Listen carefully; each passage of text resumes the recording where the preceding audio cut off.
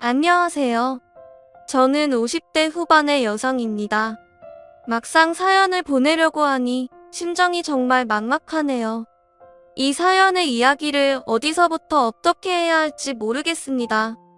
제 나이 60에 가까운 말년에 이런 더러운 것을 보게 될 줄은 몰랐네요. 그것도 바람 상대가 저희 자식 버리라는 게 도저히 용서가 안 됩니다.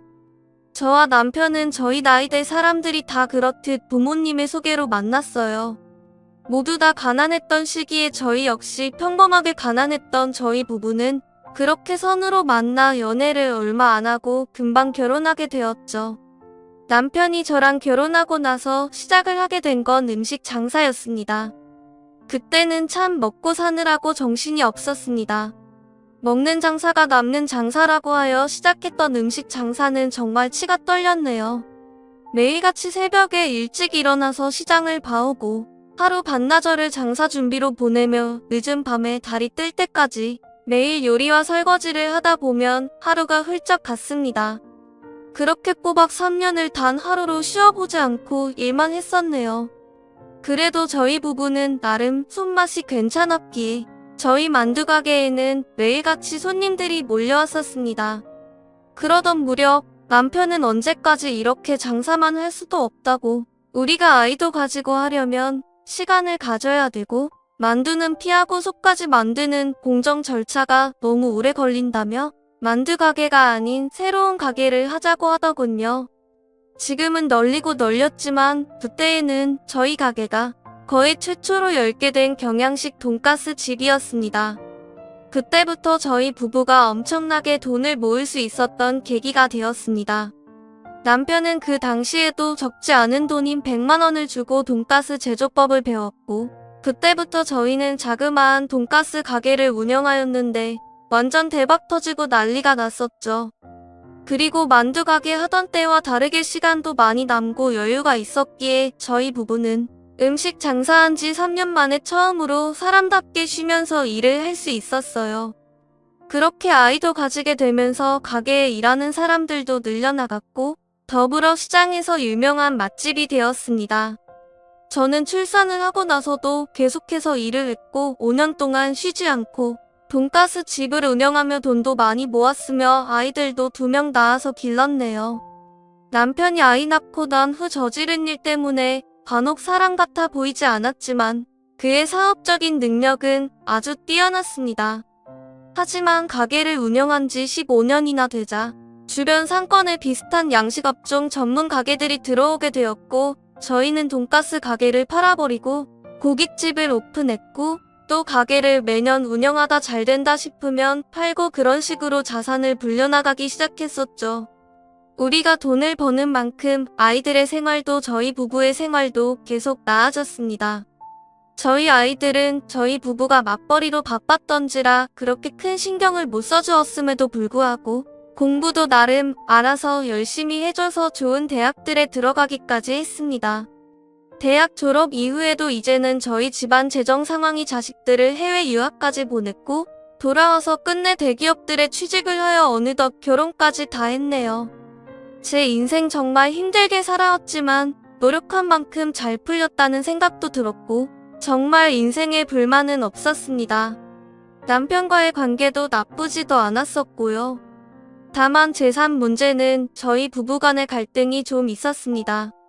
남편은 돈 관리는 각자 가는 거고 사업하는 남자는 앞일 어떻게 될지 모르기에 돈을 항상 쥐고 있어야 된다며 그렇게 억지스럽게 모은 돈은 남편이 모두 관리하며 꼭 쥐고 있었습니다.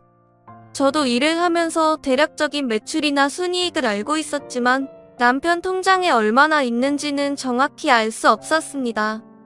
그저 남편이 기분 좋을 때 들어주던 보험과 제 명의로 해준 고급 아파트 한 채 정도뿐 그 외에 남편이 주식 투자까지 해서 벌어들인 엄청난 재산들에 대해서는 저에게 따로 조금도 귀뜸을 해주거나 말을 한 번 한 적 없었습니다.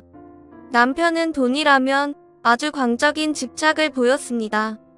자기한테 손실이라는 것 자체를 받아들이지 못하는 성격이었고 자식들에게 용돈조차도 엄청나게 인색해했죠.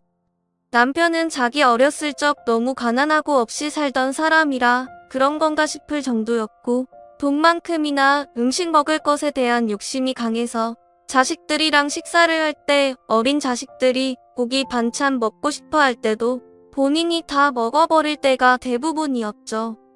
그만큼 자기 것에 대한 욕심이 강했던 남자였지만 그래도 가족에 대한 책임감 또한 강했던지라 자식들 보험이나 학비 이런 것들은 확실하게 책임을 지는 사람이었기에 저도 남편과 재산 공개 문제로 몇 번 다툼을 한 적은 있었지만 그렇게 너 죽고 나 살자 식으로 엄청 싸우는 편은 아니었습니다.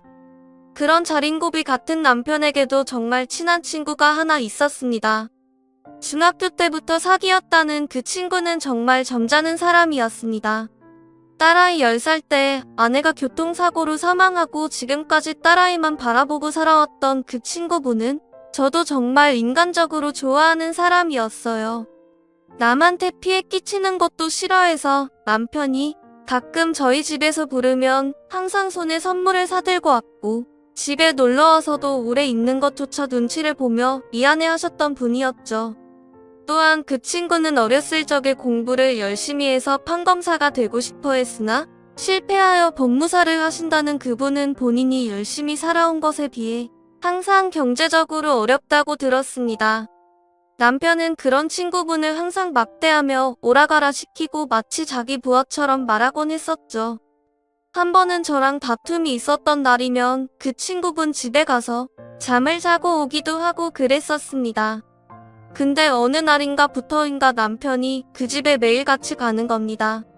그 당시 저희는 가게를 넘긴 지 얼마 지나지 않아 쉬고 있을 때였고 저희 첫째 둘째는 모두 회사에 취직해서 독립시키고 저희 부부밖에 없던 시기였거든요. 그래서 저는 매번 그 친구분 집에 가는 남편에게 친구는 출근하지 않았냐고 도대체 그 집에 가서 뭐 하냐고 물어봐도 남편은 저에게 두리뭉실하게 답변을 하며 거기서 친구가 기다린다는 등 이상하게 허둥지둥 말을 돌리더군요. 하지만 남편이 그 이상한 행동의 원인을 드디어 알게 되었습니다. 어느 날 남편 친구가 저희 집에 와서 세상이 다 무너진 표정으로 저에게 말을 하는 겁니다. 제가 재수 씨한테 무슨 말을 어떻게 해야 할지 모르겠네요. 그리고 남편의 친구가 한 말은 정말 충격적이었습니다. 자기 딸과 글쎄 남편이 바람이 났다는 겁니다. 아니, 그게 말이 되는 소리냐고 제가 소리를 질렀더니 남편 친구는 자기가 더 미치겠다는 겁니다. 남편과 평소에 농담 삼아 저희 아들 둘 중에 괜찮은 놈 고르라고 자기 딸이랑 결혼시키겠다며 농담하던 남편이 이렇게 남편 친구 딸의 애인이었을지 상상도 못하겠다고 하는데 증거가 있냐니까? 자기 집에 자주 찾아올 때 우연히 자기 딸과 함께 있는 걸 목격하고 말았답니다. 딸아이가 그전부터 남자가 생긴 건 알고 있었는데 소개시켜달라고 할 때마다 딸은 아직 이르다며 좀 더 확실해지면 소개해준다고 해서 차일피일 미루고 있었는데 그 남자가 세상에 제 남편일 줄은 자기로 상상도 못했다네요. 남편 친구가 자기 딸과 같이 있던 그 모습을 보고 화를 버럭 내니 남편은 바로 도망가고 딸아이에게 이야기를 들어보니 남편 친구가 출근한 사이를 노려서 혼자 있는 딸아이를 엄청 꼬드렸답니다. 남편은 집에 혼자 있는 딸아이에게 말하길 자기는 아들만 있어서 그런지 너 같은 딸아이를 보니 자식 같아서 좋다고 하면서 친구 딸이면 자기 딸이기도 하다며 데리고 매번 백화점이며 레스토랑이며 데리고 다녔고 그러다가 딸아이랑 바람이 났다는 거죠. 처음에 딸아이한테 잘해주는 모습에 진짜 꿈에도 이럴 거라고는 상상도 못했던 남편 친구는 그저 친구 딸이니까 잘해주는 줄만 알고 있었지. 이렇게 둘이 연인이 된 지 벌써 몇 달이 되었다는 겁니다. 이 무슨 말도 안 되는 소리인가요? 그 아이는 대체 뭐가 아쉬워서 자기 아빠 친구랑 바람이 난단 말입니까? 그리고는 남편 친구가 저에게 보여준 문자 내용은 정말 저를 기절하기 일보 직전까지 몰고 갔습니다. 장문의 글로 남편이 친구에게 보내놓은 문자가 너무 길어서 그냥 핵심만 말하면 우리는 정말 서로 진심으로 사랑하고 있고 결혼까지 생각하고 있다고 적혀 있더군요. 저는 그럼 어떡할 거냐고 물으니 이혼할 거라는 대화까지 나누었다군요.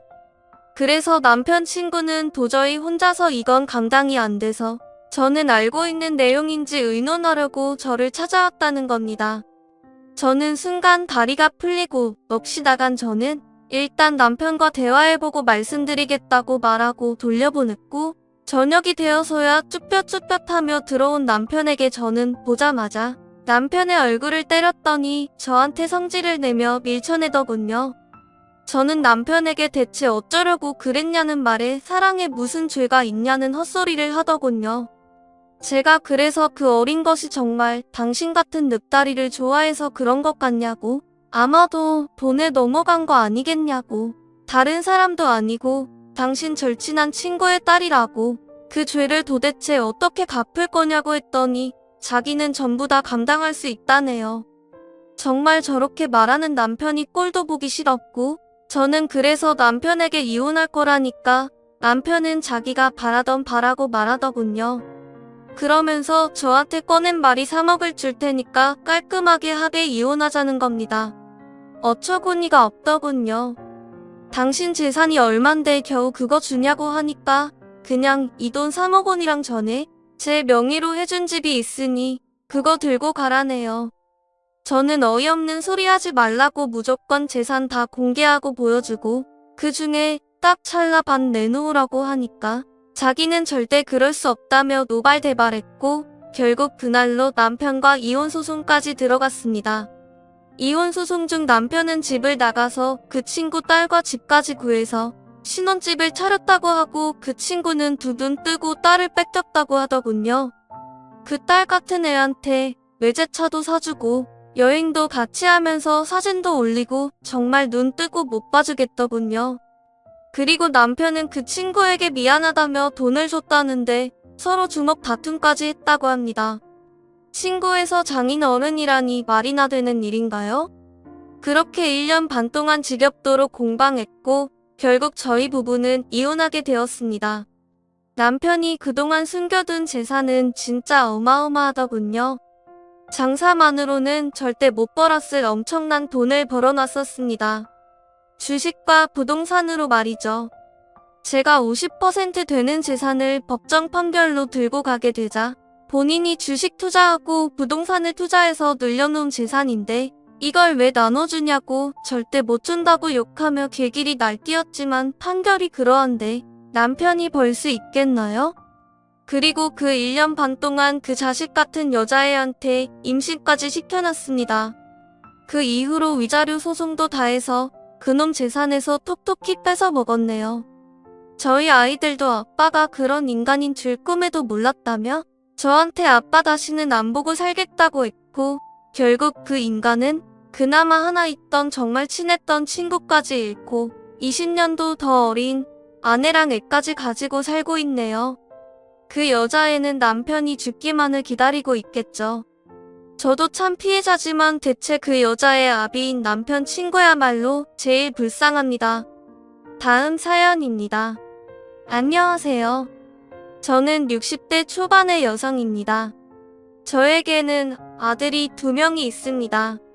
저의 첫째 아들은 어릴 때부터 참 효자였습니다. 아들을 처음 낳았을 때 저랑 남편은 조그마한 식료품 가게를 운영하고 있었어요. 저희 나이대에 고생 안 해본 사람이 어디 있겠냐마는 가정을 살려보겠다고 남편과 저는 최선을 다해서 살았었습니다. 아들이 초등학교 3학년에 들어갈 무렵부터 가정 형편이 조금은 나아지긴 했지만 그래도 억지 살며 아끼던 습관들이 버릇처럼 남아있어서 그런지 저랑 남편은 아들들의 학업에 필요한 건 이외에도 정말 돈을 거의 준 적조차 없었습니다. 또래들보다 훨씬 작은 용돈을 받고 살아가던 아들은 어느 날 집에 들어와 남편에게 차라리 우리 집이 가난했으면 좋겠다는 충격적인 말을 한 적이 있을 정도였습니다. 저랑 남편은 너무 놀라서 갑자기 도대체 왜 그러냐니까. 아들은 징징대며 말하기를 내 친구들 사이에서는 나를 보고 좋은 아파트에 사는 부자라고 말을 하는데 집은 둘째치고 실상 내 용돈은 맨날 걔네들보다 조금도 아니고 2배, 3배 적은데도 불구하고 집이 좋은데 산다는 이유 하나만으로 부자라고 말하며 친구들은 나보고 부자니까 돈 좀 더 쓰라고 이런 식으로 분위기가 자꾸 형성된다고. 부모가 부자면 뭐하냐고, 좋은 집에 살면 뭐하냐고. 자기가 부자도 아닌데 항상 나는 친구들보다 거지같이 살고 오히려 부모가 부자라서 차별을 받는데 차라리 그냥 평범하거나 가난했으면 이런 차별은 안 받았을 텐데 너무 서럽다고 울분을 토하며 말을 했습니다. 저는 지금도 그렇게 말했던 아들이 가장 기억에 남네요. 그렇게 용돈 사건 이후로 아들과 타협했던 건 상금 형식으로 공부를 해서 성적을 어느 정도 올리고 달성하면 용돈을 더 올려주거나 필요했던 물건들을 사주던가 하기로 했죠. 저희도 자식을 키우는 입장에서는 부모로서 자식을 키우는 게 처음이었던지라 그런 부분에서는 어느 정도는 참으로 많이 서툴고 모자랐지만 아들은 나중에 성인이 되어서는 돌이켜보면 그런 나날들이 있었으니까 부모님 덕 때문에 이렇게 돈의 소중함을 알고 사는 것 같다고 말을 했습니다.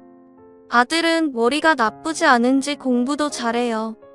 외고를 진학한 후에 명문대에 입학을 했습니다. 명문대에 입학한 아들은 그때부터 집안의 도움을 받지 않고 혼자 살아가겠다며 독립선언을 했고 그렇게 나가서 독립하여 아르바이트와 과외를 하며 살기 시작했고 저희는 그런 아들이 기특하여 오피스텔 전세와 학비까지는 저희가 책임지고 지원을 해줬습니다. 아들은 스스로 이런저런 아르바이트를 하더니 그동안 벌은 돈으로 외국에 나가서 이것저것 경험을 해보고 싶다며 미국까지 유학을 갔던 아들.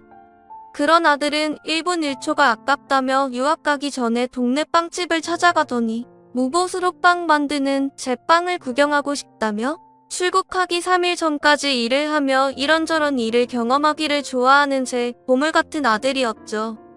그렇게 시간이 흘러 유학을 다녀와서 아들은 졸업을 하자마자 다른 친구들은 대기업 취업을 위해 노력을 했는데 아들은 인턴을 해보더니 자신의 일은 이런 게 아니라 사업이라며 갑자기 사업을 준비했습니다.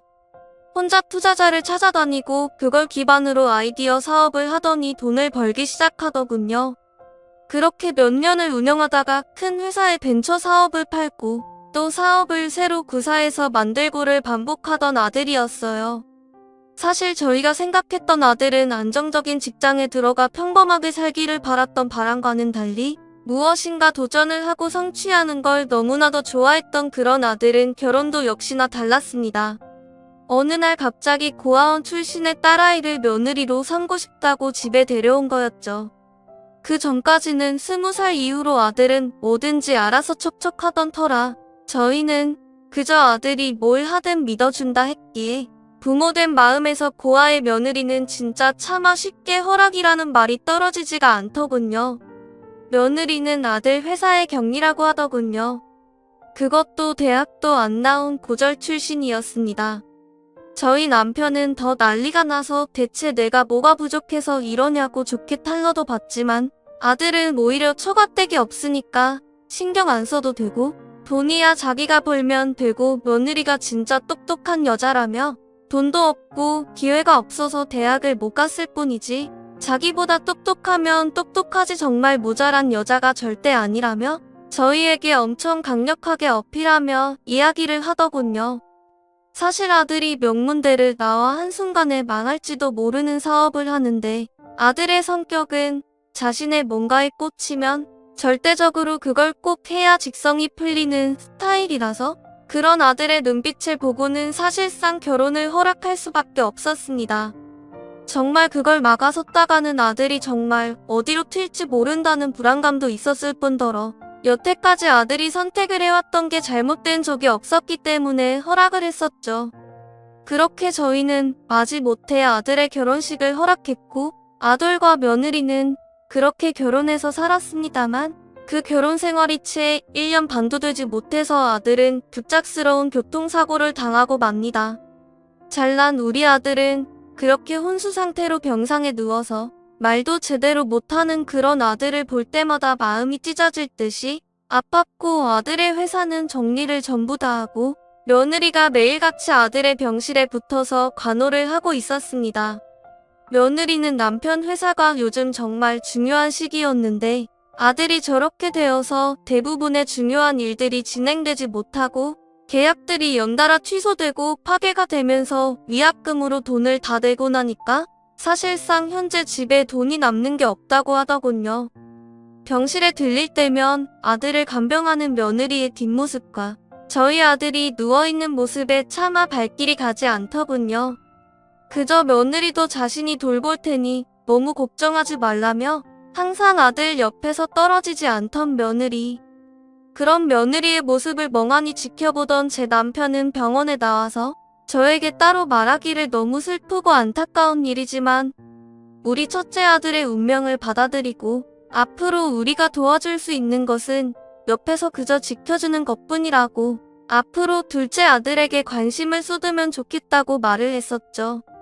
그 이후로 첫째 아들의 병원 병실에 제가 갈 때마다 며느리는 불편해하며 앉아있지도 못하길래 최대한 가는 횟수를 조절하며 안 그래도 힘들어하는 며느리에게 부담을 안 주려고 했습니다. 그리고 생활이라도 넉넉하게 하라고 집에서 제 남편이 병원비와 생활비를 넉넉하게 보내줬어요. 그렇게 5년이라는 시간이 흐르게 되었습니다.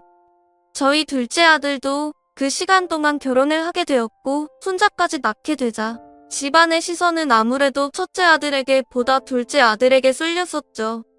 사실 그러면 안 되지만 그 잘난 우리 첫째 아들의 모습을 보는 것조차 저희 집 사람들한테는 없지 않아 참 곤욕이었습니다. 둘째는 미국에서 병원 생활을 하며 그곳에 있는 재미 교포의 여자와 결혼했기 때문에 저희는 손자를 볼 겸해서 미국에 2달쯤 가 있었죠. 문제는 그때 터졌습니다. 갑자기 첫째 아들이 입원해 있는 병원에서 연락이 와서는 병원비가 너무 밀렸으니까 병원에 당장 오셔서 수납을 해달라는 연락이 온 거죠. 보호자로 며느리가 있을 텐데 도대체 어떻게 된 건가 알고 봤더니 며느리가 병원에 안 온 지 글쎄 2달이나 되었다고 합니다. 그동안 간병인이 간간히 오다가 이제는 간병인까지 안 와서 저희에게 연락이 온 것이었죠. 부랴부랴 한국으로 돌아온 저희는 병원으로 바로 갔고 며느리는 아무리 연락을 해도 받지도 않았습니다. 아들의 병원비까지 들고 사라진 며느리를 찾기 위해 저희는 백방으로 수소문을 시작하였고 결국 며느리를 찾아서 만나게 됩니다. 며느리는 착잡한 얼굴로 저희를 만나더니 자신은 정말 남편에게 할 도리를 다했다며 이제는 자신의 인생을 찾고 싶다고 말하더군요. 갑작스러운 며느리의 청천벽력 같은 말에 저희 부부는 잠시 아무 말도 못한 채로 빤히 쳐다보고 있자 며느리의 이어지는 말에 또 한 번 충격을 먹었습니다. 며느리가 글쎄 임신을 했답니다. 벌써 5개월 되었다고 해요. 지난 3개월 동안 제가 봤을 땐 배가 불러오지도 않았는데 그럼 도대체 뱃속의 아이는 누구의 아이냐고 하니까 죄송하다며 사실은 자기도 사랑하는 사람이 생겼고 남편이 아닌 그 사람이랑 새롭게 다시 시작하고 싶다고 하더군요. 그래서 저는 며느리에게 내 남편 아직 버젓이 살아있고 너의 남편의 생명 이어갈 돈으로 바람 피운 거냐고 말하니 며느리는 표독스러운 얼굴로 저희를 지그시 쳐다보며 그 5년 동안 헌신한 거면 이 정도는 챙겨가야 되지 않겠냐고. 어차피 어머니 아버님도 아들 내팽겨치고 2달을 해외 나가서 놀다 왔으면 이제는 당신들이 자식을 돌보라고 당당하게 말하는 모습에 저희 부부는 할 말을 잃고 말았습니다. 처음 아들의 사고가 터졌을 때 저희 부부가 아니란 마음으로 우리보다 며느리를 생각해서 사건과 돈 부분을 제대로 안 알아봤었는데 이번 며느리의 임신으로 며느리의 행적을 알아보게 된 저희는 충격을 금치 못했습니다. 며느리의 행적을 조사하던 중에 이상한 점들이 꽤나 있었습니다. 먼저 저희 아들이 교통사고부터 이상했습니다. 며느리가 여행을 가자고 해서 갔고 그곳에서 며느리만 멀쩡한 상태로 돌아왔고 아들만 교통사고가 나서 식물인간이 되었다는 것까지는 이해했지만 그러자마자 마치 기다렸다는 듯이 바로 모든 재산을 며느리가 관리하는 것부터 그리고 며느리가 말한 것과 달리 아들의 회사 위약금 같은 건 존재하지도 않았고 아들 명의의 거액의 돈이 며느리의 통장으로 들어간 부분들이 밝혀졌습니다.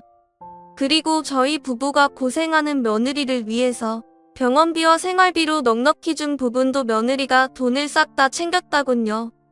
그러나 심증과 의심만 있을 뿐 정확한 증거가 없고 이미 5년이나 지난 사건을 다시 찾아내서 증명하기란 너무나도 어려웠습니다. 그저 저희가 할 수 있는 것은 아들의 후견인을 저희 부부로 바꾸고 며느리가 들고 간 재산 중에 일부라도 되찾아오는 수밖에 없었어요. 그렇게 그 이후로는 법정 공방 끝에 며느리의 외도와 임신 그리고 기타 행위들로 인해 며느리가 저희 아들을 일부러 저렇게 만들었다까지는 밝혀내지 못했지만 후견인을 저희 부부로 바꾸게 되었고 이혼 청구 소송을 넣었습니다. 며느리는 식물인간 남편이 자신이 외도하고 다른 남자아이를 낳았다고 해도 이혼 의사가 있는지 없는지도 모르는데 어떻게 이혼해서 재산 분할을 하느냐고 주장을 했지만 법원은 다행히 저희 편을 들어주었습니다. 며느리의 외도와 다른 남자 사이에 자식을 낳은 것은 부부로서 의무를 저버리고 혼인관계를 파탄으로 만든 것은 인정되었기에 법원은 이혼을 받아들여 주었습니다. 그러나 아무리 보아도 저는 아들의 사고와 관련되어 며느리의 책임이 무조건 존재할 것만 같았습니다. 어쩌면 아들이 하늘나라고 가지 못하고 지금 저런 상태로 있는 것도 자신의 억울함을 밝혀달라는 게 아닌 건지 지금도 누워있는 아들을 볼 때마다 정말 마음이 찢어지는 것 같네요.